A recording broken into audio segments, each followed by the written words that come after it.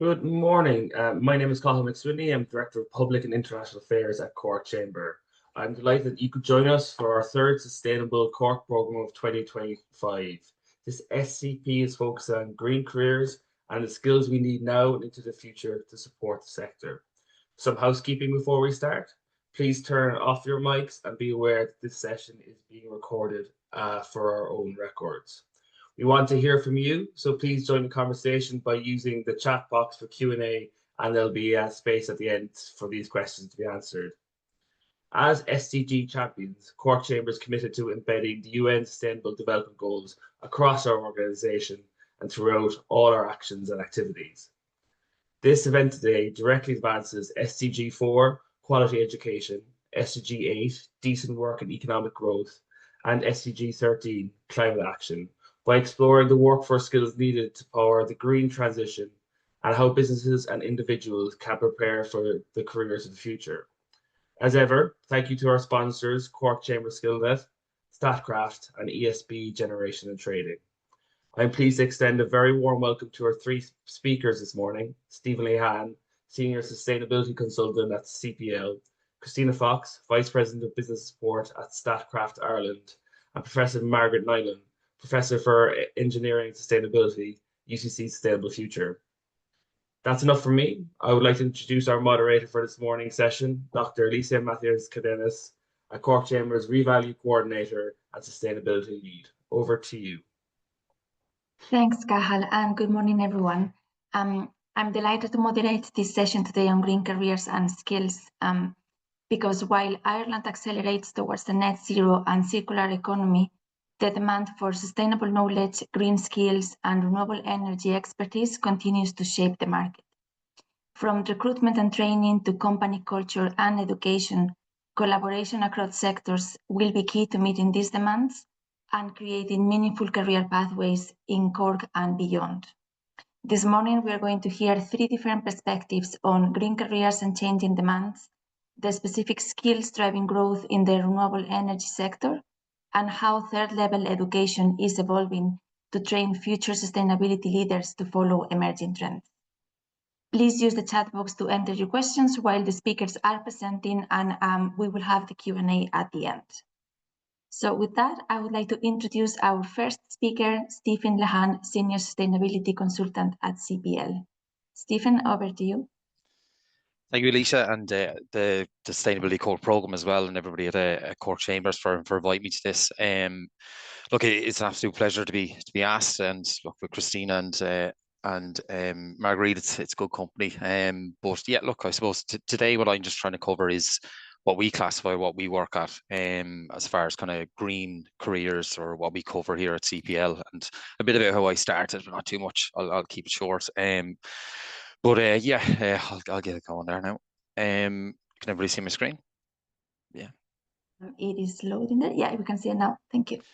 Yeah, I suppose this started as a career for me in sustainability, or I entered this space, was pretty much, look, a lot like a lot of other jobs. It was on the back of kind of CSRD and the gaps that were in the market for preparedness for a lot of organizations. Look, I suppose it's been since day one, it's been a privilege and an honor to kind of to start a desk from scratch and be given that responsibility. And it's, I suppose, from the candidate side and the client side, it's just filled with passionate candidates, technically skilled, motivated, and it's been a turbulent, I suppose, year and a half with regulation changes and other areas too. But yeah, look, there is, I suppose, what I want to highlight in this is there's a number of different areas, kind of four that I'm going to keep a focus on here, where there is innovations in sustainable roles, green careers, and like there is growing number of jobs. But obviously with that, look, with everything omnibus and stop the clock, there's been delays in the momentum of it as well. So okay, we kind of be remiss if I didn't mention that, because look, I suppose at the moment there's quite a lot of candidates that are looking for roles. There's when these roles do come up for clients and roles that I'm looking for, like it's a high caliber and a high amount of applicants, and I can't screen them all. And look, unfortunately, not everybody gets through to the interview stages too. But that's pretty much focused on kind of the CSRD. In other areas, in energy management, in BER assessment, renewable energy, like there is obviously growing areas and net zero initiatives that are a big improvements and have in the last year and a half obviously increased and will continue to increase too. But yeah, look, I'll run through, I suppose, what my function in this market is, and some of the areas that I see improvement and longevity in. Yeah, so what are green jobs? So for me, green careers are roles that directly contribute to environmental protection, energy efficiency, and sustainable use of resources. These careers are not confined to one industry. They span nearly every sector, such as pharma, energy, engineering, finance, manufacturing, technology, construction, and consultancy, all unified by a goal of supporting the global transition towards a low carbon and circular economy.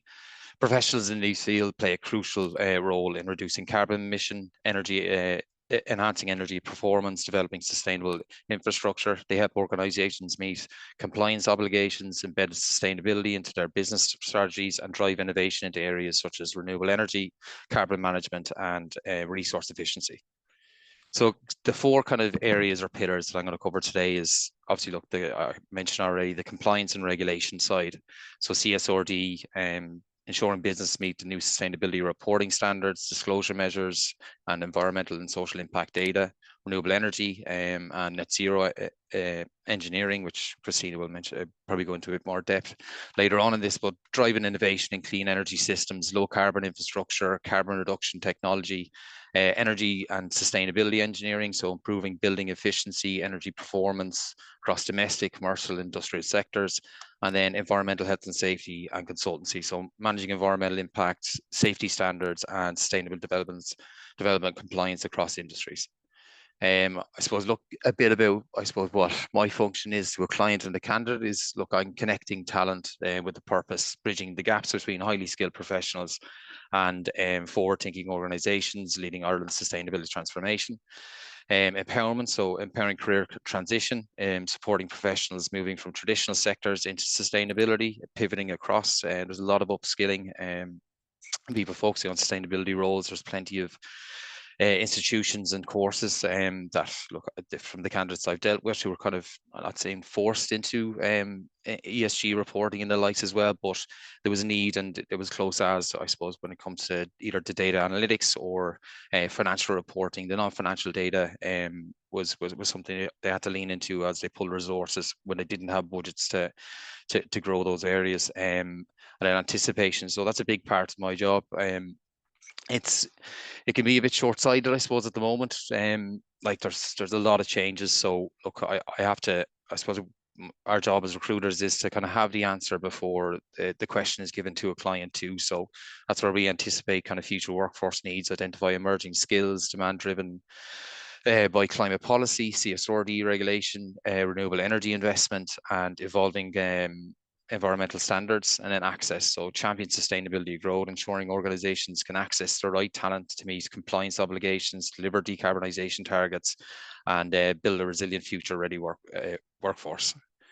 So the first area, and there's so many acronyms and different areas, I suppose, that within this field that I could write a bit under 10 slides for as well, but just to kind of keep it simplistic, and some of the roles that I've worked on with organizations across every sector, from, as I said, the pharma down to manufacturing to energy production, renewable energy, everything. It's relevant to every single sector. But the existing roles and the roles emerging roles are the ESG and sustainability managers, the green finance, sustainability investment specialists, sustainability consultants, technical advisors, corporate sustainability strategy analysts, stakeholder engagement, and sustainability communication specialists. So these ensure that the organizations comply with corporate sustainability, CSRD, and European sustainability reporting standards. So there are targets for that, and provide the frameworks like ESG. So you can map out your data, you can find your strategy through that, and then hopefully find the solutions potentially through low-hanging fruit or further investment into your own policies, your innovation in technology, and so on as well. So Their work involves building robust reporting systems, defining data governance frameworks, and interpreting sustainability metrics to help leadership teams develop credible and science-based strategies.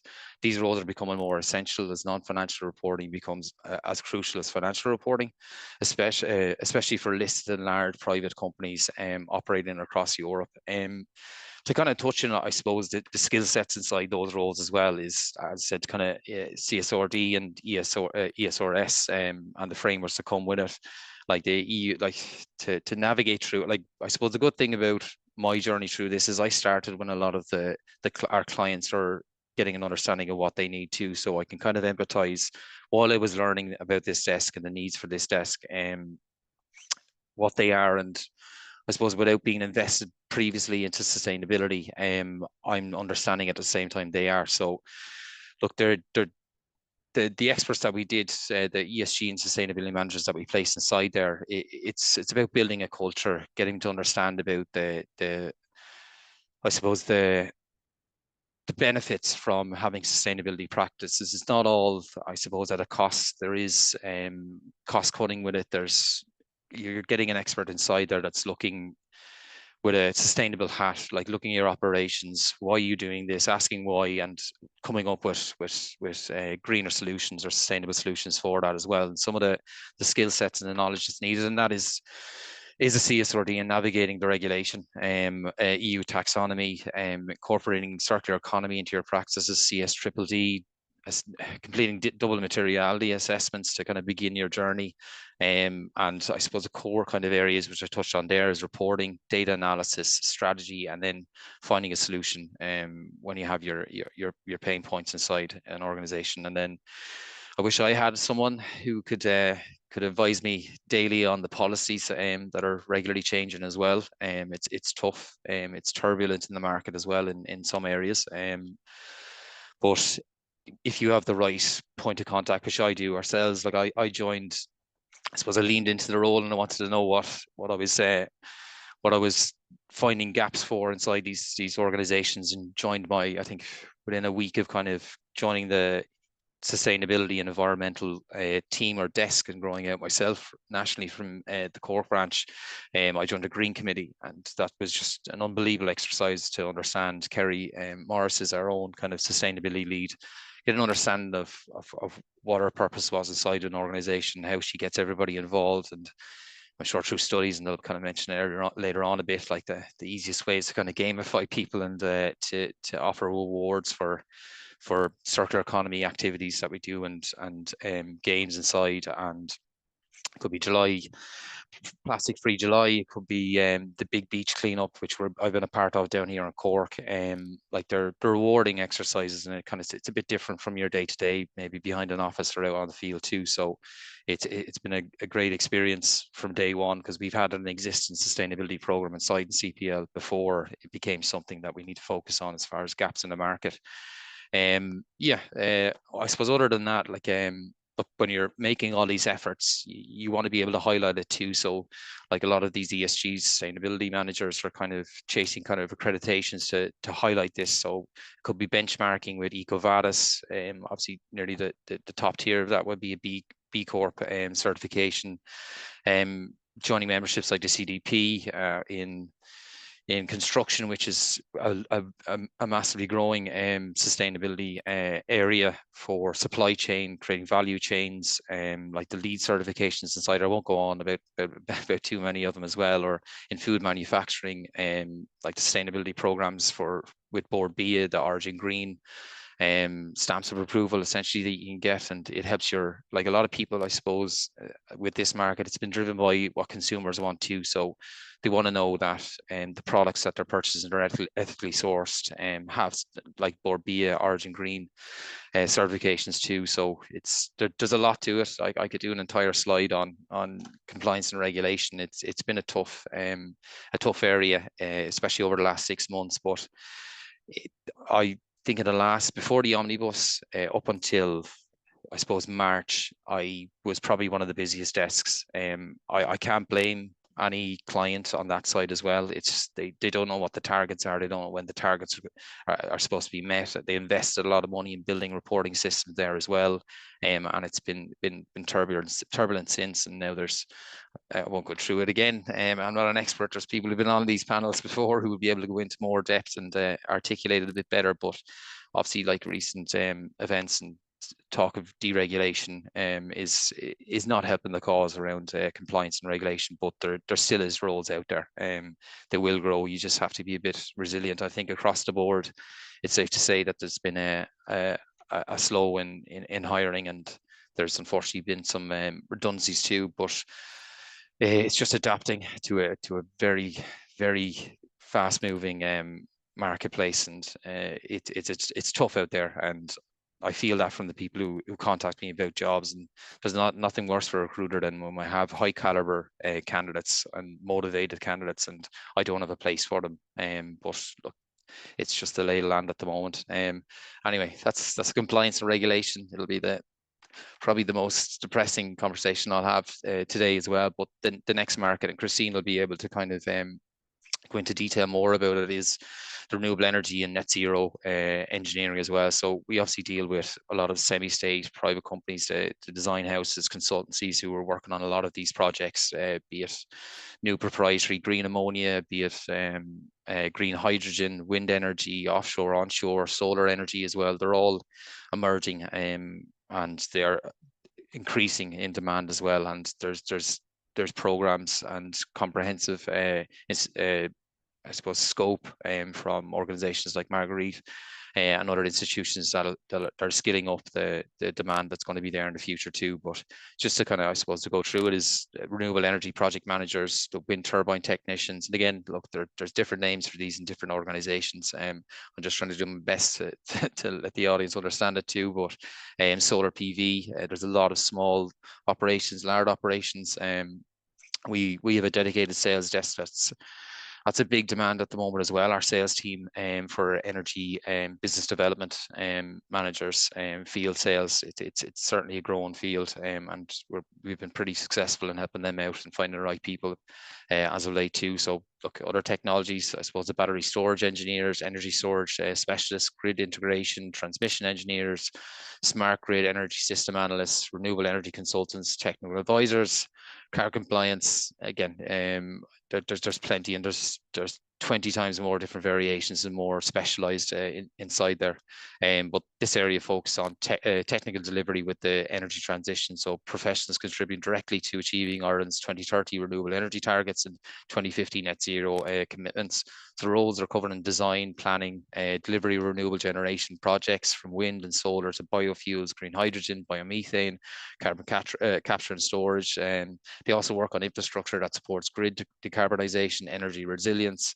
And these professionals combine engineering precision with sustainability innovation, translating policy ambition into operational projects that decarbonise entire sectors. There's plenty of movement, and as I said, I'm sure Christine will be able to expand a bit further on that. The next sector is, as I said, like our sales team have got quite a lot of requests to find specialists in business development and sales for domestic, non-domestic, commercial, energy engineering, sustainability engineering. So sustainability engineers, energy engineers, the building service engineers, mechanical, electrical with energy focus, domestic energy assessors, non-domestic BR assessors, building performance analysts, retrofit project engineer, the low carbon decarbonisation engineers. It falls into HVAC, energy system engineers, renewables, energy modelling, and then the compliance side for thermal modelling and other regulations like Part L, Part F, engineering, and carbon and energy strategy engineering. So look, energy and sustainability engineering are key to Ireland building environmental transformation. So they work across pharma, data centers, manufacturing, construction, optimizing systems to reduce energy consumption, operational carbon and environmental impact. These roles involve modelling energy performance, ensuring compliance with Irish regulation, as I said, Part L, Part F, guiding projects towards international sustainability certifications such as BREEAM, LEED and WELL. Their work bridges the gap between design and performance and ensure that the buildings meet both climate goals and occupant comfort. And then one of the last area is the environmental side, which obviously has been around well before any like the other existing two categories.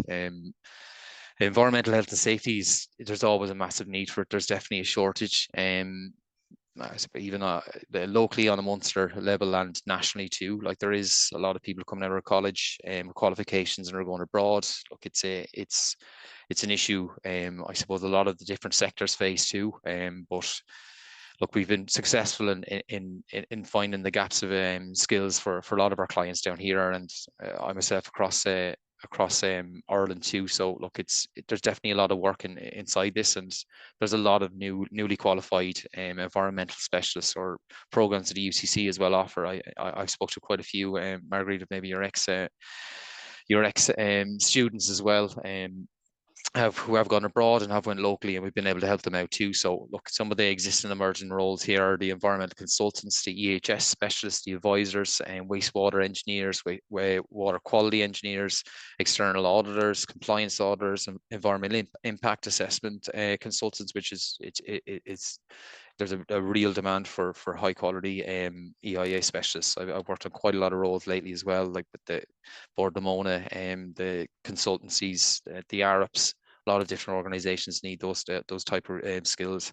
The environmental advisor, sustainable and environmental advisors, the air quality, noise, soil specialists, ecologists, environmental scientists, environmental compliance officers, waste management consultants, regulatory permitting specialists, carbon emission analysts, natural resource and conservation consultants. So these roles underpin Ireland's environmental governance and our safety standards. So the EPA, the HSA, look, being ready for those audits and having a specialist there to make sure that everything's up to scratch and you're compliant. The professionals ensure that infrastructure, manufacturing, industrial operations comply with EPA and EU regulations while balancing ecological protection and human safety. So they manage everything from the EIA studies and pollution prevention to ISO certifications, wastewater management, and biodiversity protection. So yeah, I think that is the last slide. So yeah, Thank you, that's Stephen. my desk as concise as I can be anyway. Thank you for giving us an overview on all the different green careers that you are doing at the moment. Next, we are going to move to the renewable energy sector. So our next speaker is Christina Fox, Vice President of Business Supports at Statkraft Ireland. Christina, over to you. We can see your slide. It's up and all. That's super. Thank you very much. Morning, everyone. So as the slide says, my name is Christina Fox, and I'm the VP for Business Support in Statkraft Ireland.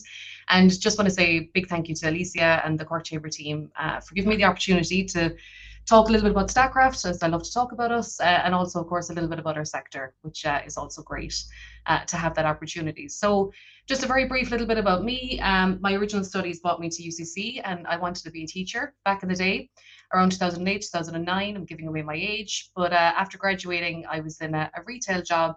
I think I was quite comfortable getting a little bit of cash in the back pocket. But an opportunity came up to go into the HR space within my organization at the time. And I jumped at the opportunity, and of course then subsequently went back to College of Commerce, now FET, at the time to study HR part-time.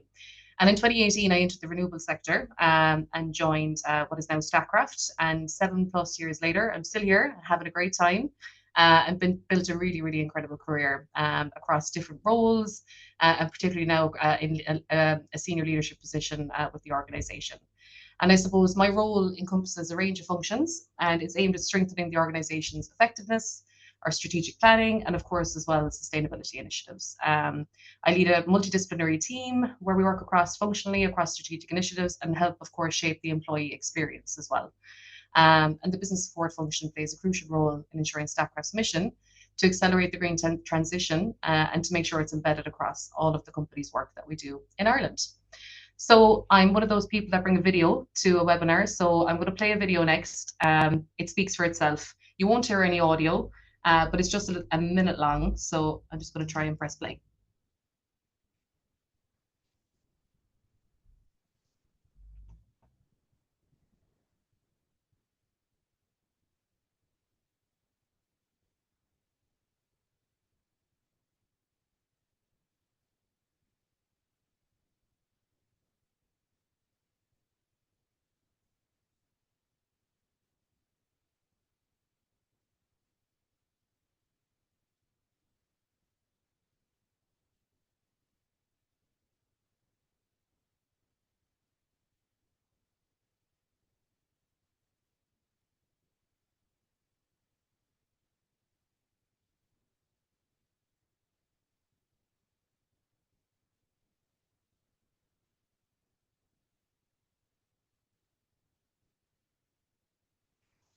So I think that brings me in nicely to just, I suppose, the few bits I want to touch on today, which is a bit about Statkraft, and I suppose also a bit around the diversification of skills that we in the renewables industry need to keep the doors open, quite frankly. Let me see if this clicks forward. There we go. Yeah. So just a little bit about Statkraft. So we're Europe's largest generator of renewable energy. We've about 7,000 employees across 20 countries, and we're heavily European based. And our expertise, I suppose our roots are really embedded in hydropower, but a lot more diversification in renewable technology, onshore and offshore wind, solar, battery storage, and grid services. So we entered the Irish market in 2018, and I suppose some impressive stats, dare I say, is that we've tripled our workforce since we entered, and we've tripled our development portfolio of projects, and we've invested over 1 billion in the Irish economy. Cork is our Irish headquarters, and across Ireland we have approximately 150 employees, supporting mainly our Irish portfolio, but also supporting across Europe and through our matrix organisation. So our Irish operations focuses on onshore and offshore wind, solar. Am I the only one hearing that? Are we okay? Yeah, I'll keep going. Sorry, our Irish operations focuses on onshore and offshore wind, battery storage and grid services. And some of the kind of couple of accolades that I just wanted to mention is that Statkraft were one of the, I suppose we secured the largest amount of capacity in the Irish government's renewable energy support scheme auctions. We've secured the first Irish offshore wind contract in the Irish government's ORES, which is the Offshore Renewable Energy Support Scheme auction. We've built Ireland's first commercial and long-term battery storage project. We've delivered Ireland's largest corporate PPA with Microsoft. And through our operations team, HQ out of here of Ireland, we are managing 1,200 megawatts of projects. So that's just kind of a couple of stats about us. So this is a really nice picture. Up here on top of the turbine, this isn't Photoshop. It's a guy called Ronan McGowan. So Ronan is a field operations engineer, and he works in our operations team. So day to day, he's responsible for performing routine and reactive maintenance on wind, solar, and battery storage assets, along with monitoring asset performance, doing site inspections, troubleshooting technical issues, minimizing downtime. He also is a face of Statkraft when he's in the local community in one of the areas that we might have a wind farm, solar farm, etc. So Ronan, in fairness to the guy, there was one day we asked him when he was planning on doing a turbine climb, would he mind just taking a minute to stand on top and we might fly a little drone around, take a few pictures. And I'm sure, I think at the start he was a little bit allergic, to be fair, but I think at this stage now he's enjoying being one of the faces of Statkraft Ireland and one of our many campaigns. But I suppose just to kind of touch on, it isn't just roles like this. It's also roles like this. I'm just going to click these through. This is a nice group shot we took during the summer, one of the sunny days we had up in Cork. And I suppose it just shows the diversification of the types of skills that we have here in Statkraft Ireland. And our success relies on a diverse range of professionals, and everyone is playing a vital role in delivering our renewable energy projects. While engineers like Ronan are on the front lines, maintaining and optimizing the assets, people like IT in our IT department are in the background, making sure the technology and operations run smoothly. Our project managers are coordinating complex developments from inception all the way to completion, keeping the projects on track and ensuring they're aligned with our strategic goals. Our communication specialists are essential for sharing our story with our stakeholders and the wider public, while HR professionals focus on attracting, developing, and of course, retaining top talent. Our finance teams, they're managing investments, budgets, compliance, and ensuring our continued growth is sustainable. Our planners and stakeholder engagement teams work closely with our communities and regulatory bodies to build strong partnerships and ensure project approvals. We've got procurement, administration, legal professionals. They underpin all of these activities, making sure we operate efficiently to meet our obligations and to mitigate risk. Every department across Statkraft Ireland and across Statkraft globally, whether visible in the field or supporting from behind the scenes, is crucial for Statkraft Ireland to deliver on its mission of leading the shift to renewable energy. So the collective expertise is what allows us to innovate. It helps us to respond to challenges and helps us make a meaningful impact on Ireland's energy landscape. So I suppose just to touch on some of the kind of collective challenges that Statkraft and of course our colleagues in industry as well kind of face quite on the day-to-day. So as we all know, and equally from what some of the points that Stephen touched on as well, the renewables industry is evolving rapidly and it's quite heavily driven by market volatility, technical innovation and changing policy landscape, never mind policy within renewables, but of course as well within sustainability. In addition to the rapidly changing market and evolving technologies, the sector itself in Ireland faces several ongoing challenges that I'm sure, again, our colleagues in industry would be really familiar with. It's grid infrastructure. As integrating increasing levels of wind and solar and battery storage, it requires upgrades to transmission and distribution networks. Regulatory uncertainty, particularly concerning planning permissions and policy support, these can delay projects. And I'm sure sometime if you want to grab a coffee with anyone in Statkraft, they can tell you many of the war stories about, having a project in development for up to a decade before you ever put a shovel in the ground. Ensuring adequate skilled labour workforce is also so important for us. So for us, engaging with our local universities, UCC, MTU, and all the way down to primary school engagement, making kids excited about renewable energy, the big wind turbines that are in the locality. It's really important that we're engaging at that level too. And of course, as well, our local communities and fostering public support. It's vital for social acceptance. And so we really, really pride ourselves on having transparent communication with the local areas that we're developing projects in, and genuine collaboration throughout the life cycle of renewable energy projects. And our projects then, of course, contribute to economic growth, sustainability, and enhanced visibility for local businesses. But not to have it all on doom and gloom, I wanted to touch on a couple of the opportunities as well for organisations like Statkraft. So working at Statkraft Ireland, it offers a chance to make a real difference and explore varied and rewarding career paths, and of course, grow your skills. You have the ability to connect with a lovely global network of renewable energy professionals. Like I mentioned, we're across 20 countries. So it's really, really great to have that opportunity to pick up the phone to a colleague in another country. 9 times out of 10, they've experienced the same issue you've experienced. Yeah, the regulatory framework might be a little bit different, but it's very helpful to have a shared perspective from our colleagues across the globe. And I suppose just with these points here on the impact on climate, so, back to the kind of diversification in our skills that we have in-house, everyone in Ireland contributes directly and indirectly to tackling climate change. Our projects are focused on delivering clean, renewable energy, which helps reduce Ireland's carbon footprint, supports the country's energy transition. And again, whether you're working on the front lines, like Ronan, standing on top of that turbine, or engaging with communities, or supporting operations behind the scenes, our work has a measurable and positive effect on the environment. So many colleagues find great purpose in knowing that their daily contribution supports sustainability and the well-being of our future generations. I suppose there's also quite a good diverse career path. So Statkraft offers a variety of roles, again, reflecting the multidisciplinary nature of the renewable sector. We've touched on a lot of them already: communication, planning, stakeholder engagement, etc. And I suppose within that as well, there can be mobility across departments, providing pathways for professionals to grow and the opportunity to develop new skills. So the diversity of the roles as well means that there's something for everyone, whether you prefer being out in the field or working in the office environment. And also with that, there's lots of learning opportunities. So again, working in a rapidly evolving industry, ongoing learning and external engagement is essential. So engagement with industry bodies like Cork Chamber, Wind Energy Ireland, etc. It's a strong culture of knowledge sharing across industry, and never mind internally, but across industry as well. And that's something we really, really encourage everybody, regardless of the type of role that they're in. I mentioned the universities, of course, that are really pivotal to us here in Cork, and engaging with local schools. And again, just ensuring we're nurturing that talent pipeline and hopefully inspiring the next generation.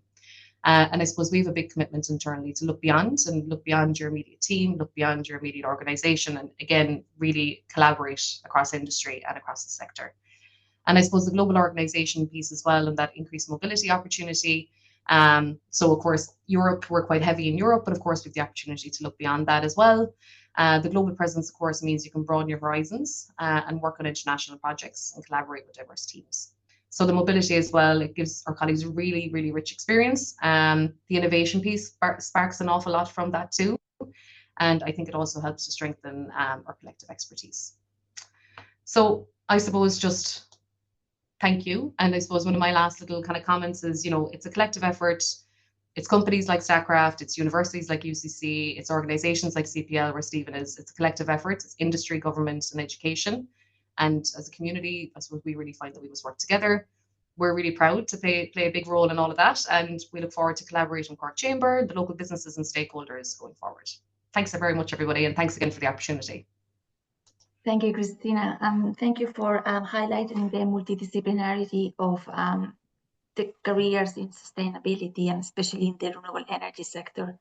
I think that's very important. And now next, our last speaker is Professor Margaret Nine, Professor of Engineering for Sustainability at UCC Sustainable Futures. Margaret, Great. over to you. We can see your slides. Thank you very much, Alicia. You can see my slides, yeah. Great. Okay, so hi everyone, I'm Marguerite Nine and I'm Professor of Engineering for Sustainability at UCC, and today I'm going to talk about sustainability education for a net zero future and discuss some educational initiatives I've been leading. My own scientific expertise is in urban analytics for sustainable cities, but I lead out on many sustainability education programs as well. So I'll discuss those and how we worked with the industry to develop those over the last number of years. Thank you so much to Cork Chamber and to Alicia for the invitation to speak as well. So in terms of, the drivers of this work, and if we take a step back, we know that climate change, it's one of humanity's most urgent challenges. And this decade, it's going to be extremely important in terms of setting our world on a path to a sustainable net zero and nature positive future. We know that it's absolutely certain that businesses from micro enterprises right up to global multinationals, that they will all play an extremely important role in the sustainability transformation. And the actions of business will be of vital importance in our global effort to rapidly reduce emissions, mitigate climate change, and put us on a path to a sustainable future. We know we're living in an ever-changing and ever-evolving world. We know that our greenhouse gas emissions are increasing and our Earth is warming. And in many corners of the world, we hear of increasingly severe droughts, wildfires and floods. And these are happening and these are placing lives and livelihoods at risk, and they're happening globally, but they're also happening closer to home here in Ireland as well. We also hear about environmental degradation. We hear about the biodiversity loss crisis, the nature crisis, as it's referred to. And all of this is happening while we, according to many metrics, are on average wealthier and more educated than in any time of history. We have more knowledge, we have more science, and we have more choices than we ever could have imagined. So how do we use this collective knowledge to find a balance between the health of our people, our planet, and our economy? In 2016, almost 200 countries came together to create the Promise of the Paris Agreement, and we know that the Promise of Paris aims to limit global warming to less than 1.5 degrees to ensure that we avoid the worst impacts of climate change. And to get there, we know what we need to do. We need to decarbonise our global economy by way of halving our emissions by the year 2030. We need to phase out fossil fuels, and we need to provide the resources that are needed to ensure that climate action is fair and equitable and inclusive. And we always talk about the just transition. And the Global Paris Agreement has tremendous power to drive the United Nations Sustainable Development Goals for people and planet. These recognise that along with tackling climate change, we need to focus on issues such as human rights, improving education, and reducing inequality, in addition to the pursuit of economic prosperity. And businesses are playing a major part in achieving the SDGs as governments around the world develop and implement directives in line with these. And to align with the Paris Agreement and the European Commission's climate laws, Ireland's Climate Action and Low Carbon Development Act was established, and this includes a national emissions reduction target of 51% by 2030 and a climate neutral economy by 2050.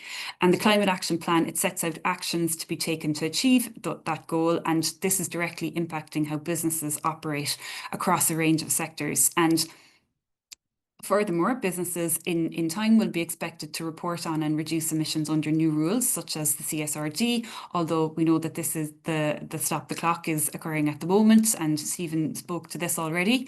But also we know that stakeholder expectations are changing. We know that customers want more sustainable products, investors see climate risk as financial risk, and employees value sustainability in their workplaces as well. One of the key factors for Ireland to halve carbon emissions by 2030 and achieve carbon neutrality by 2050 is access to the right skills and talent. And Irish businesses are increasingly recognising the importance of developing climate-related skills to address sustainability challenges, while also capitalising on opportunities that the sustainability transformation may bring. So in response to this, I led a project called Sustainable Futures over the past 5 years, and Sustainable Futures is focused on education for environmental sustainability and climate action in industry and enterprise. And we were funded by the Higher Education Authority of Ireland. And in recognising that sustainability and climate action challenges, they're multifaceted, they're complex. So we worked with an interdisciplinary team with environmental engineering, environmental engineers and environmental scientists, and those with expertise in business and in management. And we worked with a range of industry partners across a number of sectors. And we wanted to understand their sustainability skills, priorities and needs so that they could shape our sustainability education programmes. And more broadly, we wanted to speak to a range of Irish businesses on their sustainability skills requirements. And, in addition to speaking to, our enterprise partners through focus groups and panel discussions and so on, and workshops at UCC, we also actually conducted surveys. And through our survey research, we spoke to owners and managing directors in 380 businesses in Ireland, including 280 small and medium enterprises and 100 large corporations. And our research pointed to a sustainability skills gap in Irish businesses. We found that 7 in 10 businesses did not have somebody tasked with developing and implementing a sustainability strategy or identifying environmental sustainability priorities. We found that 1 in 5 businesses had someone only 1 in 5 had someone responsible for implementing sustainability measures or for sustainability reporting.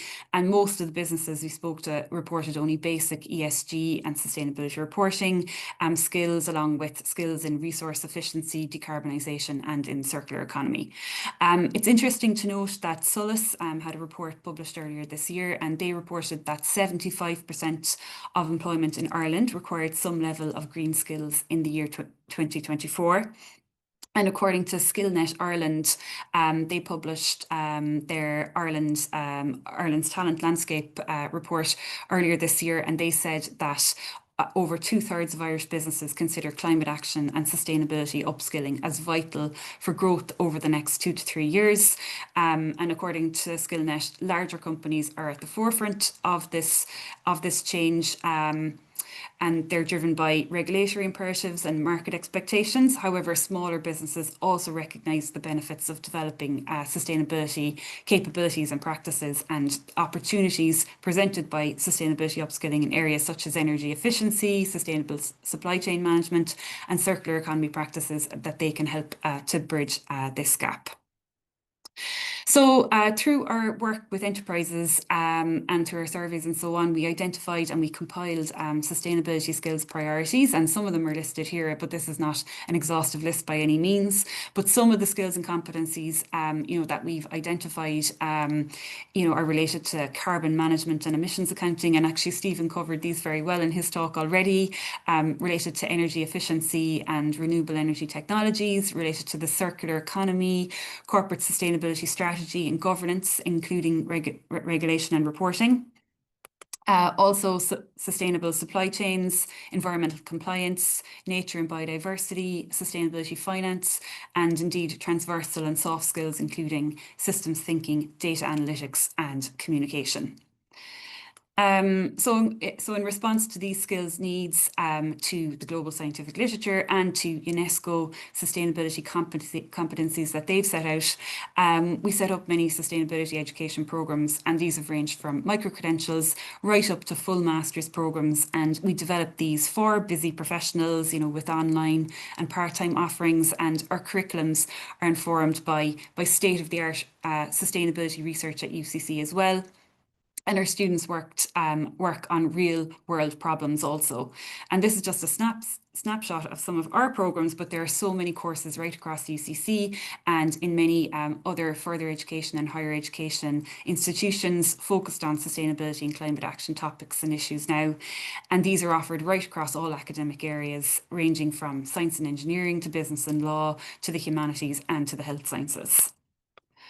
So I was delighted to launch the Sustainable Futures Lab at UCC, and this is a dedicated space for sustainability teaching, learning, research and engagement, and it's a very open and collaborative and inspiring space, and we often have guest lectures and discussions with industry collaborators in this space, also with policymakers and other external stakeholders in our Sustainable Futures Lab. And really it's a space for peer-to-peer learning, for knowledge exchange and for co-developing new sustainability solutions for the future. And we know that sustainability education, it doesn't need to just stay in the classroom. And another initiative I launched in recent years along with my team was the Sustainable Futures Forum a few years ago. And this is a climate and sustainability conference at UCC. And we took inspiration from Harvard Kennedy School's JFK Forum. And the idea here was to convene national and international leaders to discuss solutions to the most pressing sustainability and climate challenges of our time.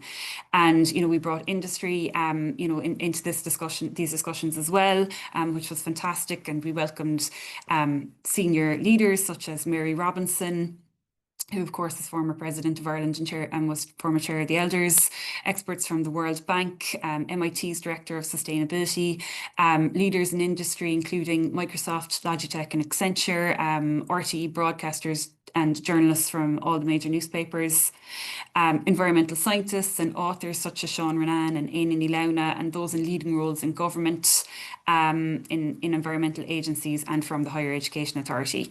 And our sustainability students attended and spoke at these forums as well. So our students directly learned from leading voices in sustainability and climate action as part of their studies, while also contributing their own expertise and knowledge to the conversation. And, our ethos here was that, there's no better way of educating sustainability leaders of the future than by exposing them to leading sustainability voices in major Irish and international organisations.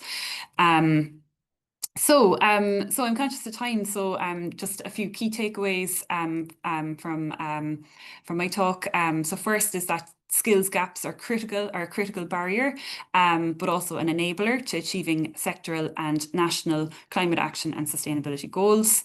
Sustainability education, it has to be collaborative. We need businesses, policymakers and educators and government to work together to co-design sustainability educational offerings. We know that education can build knowledge and competencies and expertise, but it can also help build awareness, communities of practice and movements around important environmental issues. And it's certain that by taking the lead and by harnessing the opportunity associated with the sustainability transformation, that businesses can play an extremely important role in shaping a sustainable net zero and nature positive future for all. So thank you for listening, and I'm looking forward to the rest of the discussion. Thank you, Margaret. Great to see the perspective from third level education. Right, so we have about maybe 8 minutes for questions. So I might start with you, Margaret. Towards the end of your presentation, you mentioned your students working on real world challenges. So what type of challenges are your students working on as part of their, I suppose, studies and in their organizations? That's great. Thanks for the question, Alicia. Yeah, so our students, study all different types of real world problems, and often the students in taking our programs, they come from all different types of backgrounds. They're engineers and scientists, but they're also working in finance and business, and they might be coming from the private sector or the public sector and so on. And they're established professionals, and they're bringing a tremendous amount of knowledge and expertise with them to our courses. And often they want to work on something that's directly related to their own profession, especially the master's students who are given a bit more time to kind of research an area of interest. And our students have looked at problems like emissions modelling for cities. They look at developing ways in which to measure the implementation and success of city-level climate action plans. They've looked at modelling scope 1, 2 and 3 emissions in specific industry settings. They've been looking at things like sustainability in the semiconductor industry, new methods for ESG scoring, the capacity of businesses to address the biodiversity loss crisis. They're looking at optimal ways of building sustainability capabilities across different types of organisations. It's very varied, and it might include novel methods for developing sustainability strategies for all different types of organizations, from renewable energy to medical devices to the health sector. And they're just really fascinating projects, and across a broad range of topics that are related to their own areas of expertise in their own professions. So it can, the work that they do can have in our courses can have real world impacts when they take that knowledge and expertise back. Great. Yeah, it's great that they can apply, what they are studying within their own organizations as well. Christina, can you please give us some examples of people changing careers to move into renewables, as you mentioned yourself, but I wondered if you probably have seen others as well? Yeah, plenty. Excuse me. I suppose the one person that comes to mind is actually another person that works in our operations team, and he is a guy called Niall Murphy, and he was a mechanic when he finished school, and then he got a job in construction of an offshore within the offshore wind sector with Nordics, who are a turbine manufacturer. And then he went through Green Tech Skillnet and upskilled into project management and some industrial engineering courses that they had there. And moved to a different organization and finally ended up at Statkraft. So we've loads of examples of people like that, not necessarily who have gone through your traditional, studies within UCC up to master's level. There's lots of people that have kind of come from industry, even might be electricians back in the day, and have kind of ended up into maybe like electrical engineering and stuff like that. So there's lots of interesting career pathways to get into companies like Statkraft, which is great. Yeah, that's great, and great to highlight the role of apprenticeships as well, as another way of entering the market. There was another question for you, Christina, from Dave. Has the accommodation crisis played any part with recruitment issues? I suppose more talking about the Cork scenario. Yes, and maybe Stephen, you might chip in here as well with me, but I suppose we have had a handful of people who have maybe relocated to Cork for positions throughout the last couple of years, and I suppose, everyone's been really excited about coming to Cork, and they've always heard really good things. And it's not quite until they're here that they kind of realize, maybe it's a little bit difficult to get a place to live. So companies like Statkraft, I'm sure many other companies are the same. We support people kind of for the first month to 2 months of temporary accommodation, and also with their searches, depending if people have brought their children with them, if they're relocating, if they want to be near to schools, etc. So it hasn't been a blocker. Certainly not a blocker. People are still very happy to relocate to Cork. But I suppose it's just taken them a little bit of time. And, that's always something that surprises everybody about how long it can take sometimes to find a house. I don't know, Stephen, if you want to add anything to that. I'm sure you've come across a bit more than me. And it's fantastic you have the facility that you can kind of offer that temporary accommodation. Not everybody has that as well, and that's amazing that Statkraft do it. It delays start dates. It is difficult. I actually used to myself kind of when I moved to Cork about 2.5 years ago as well. So even personally, it takes time to do that as well. It's just there's not the options out there, and then it's hard to kind of nail down a start date or do you know what I mean? When you have 4 or 5 quality people in front of you, and then maybe the standout is someone that's not local, and then you obviously want that resource to kind of hit the ground as fast as possible, and it's hard. You could be lucky within 1 week, or you could be 6, 7 weeks, 2 months. People are trying to find you accommodation, but it's a bigger problem, I suppose, too. But look, there's solutions, and there is clients that we have that offer that type of accommodation until they get settled and sort themselves out. So, yeah, it's a problem everywhere, I suppose.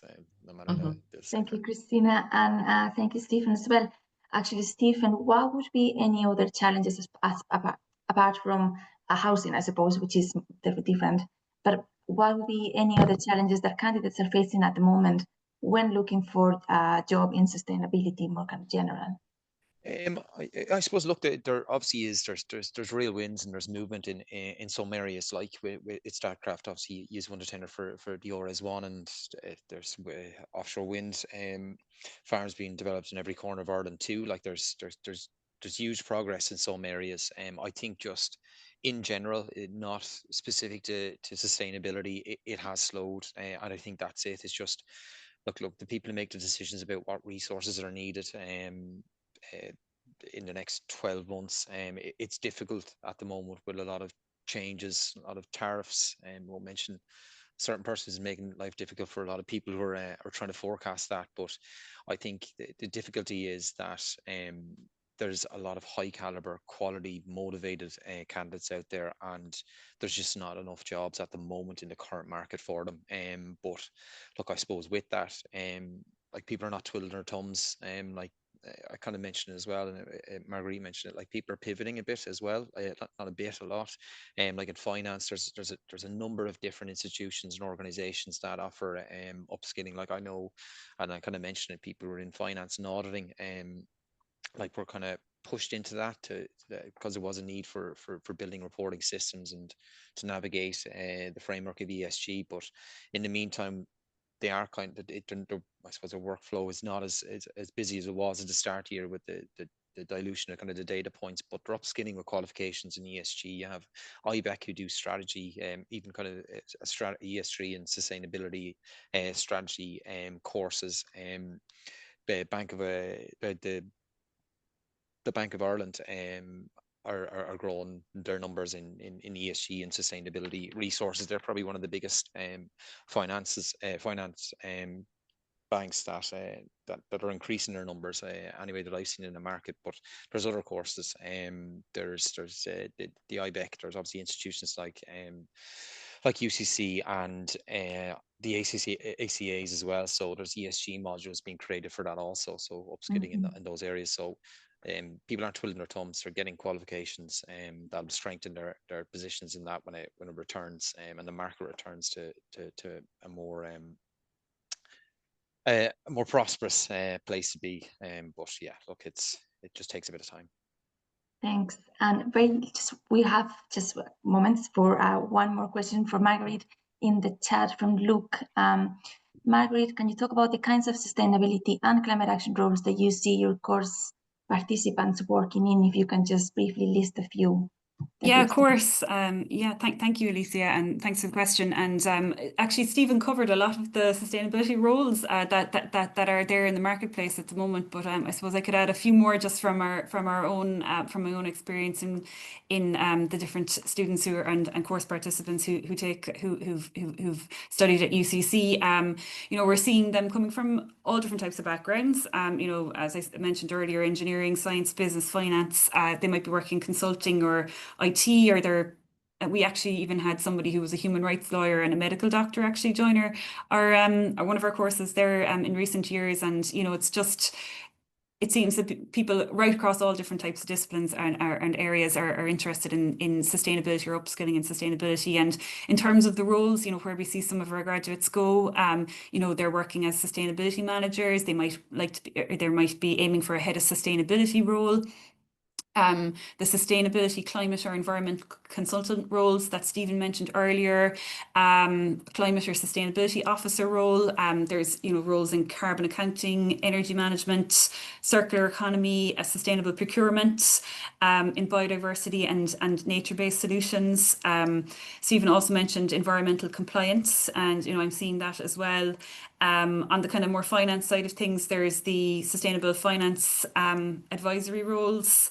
And then there's kind of other roles in education, in climate communications, and in the just transition. So I've seen those types, and they're right across energy and utilities, in finance and professional services, in IT, in construction, in the public sector, in local government, in agri-food, and in manufacturing and pharma. We're seeing those roles right across different industries. Thank you, Margaret.